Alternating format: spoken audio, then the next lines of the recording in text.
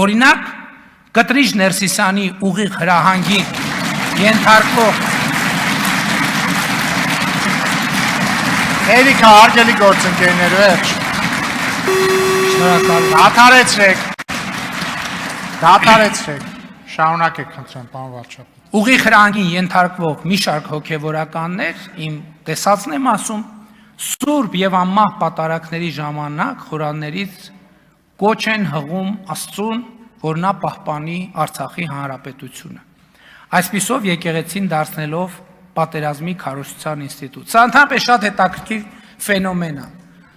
Այս կոչերը հղում են, հետո ասում են եւ եւս խաղաղության Աստծուն աղաչեցուկ, այսինքն պատերազմի կոչ անելով, Աստծուն պետք չի աղաչել խաղաղության համար, պետք է խաղաղությանը տեր կանգնել, պետք է ջանք գործադրել խաղաղությունը պահպանելու համար։ Սա մեկն է այն պատճառներից, թե ինչու պետք է հայաստանյաց առաքելական եկեղեցու փաստացի պետը հանգստի կոչվի, բայց միակ պատճառը չէ։ Իմ հանձնարարությամբ զեկույց է պատրաստվում հայաստանյաց առաքելական Սուրբ եկեղեցում առաջացած խորը համակարգային ճգնաժամի մասին,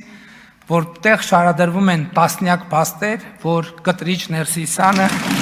հայաստանյան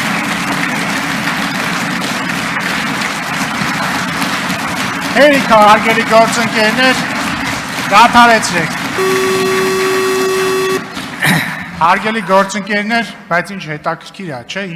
ինչպես վատ պետք է անես քո գործը, որ զբաղեցնես մի գահ, որը կոչվում է ամենայն հայոց, բայց ամեն անգամ, երբ որ քո անունը հնչի, պարակտում մտնի ամեն տեղ։ Ավելի լավ գնահատական քո վատ աշխատանքին հնարավոր չէ տալ։ Շարունակեք, պարոն վարչապետ։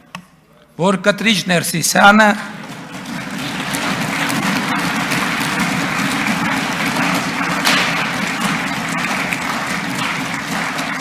հայաստանյաց առաքելական Սուրբ եկեղեցին դուրս է դրել կանոնական ծիրից, սրանից բխող բոլոր հետևանքներով։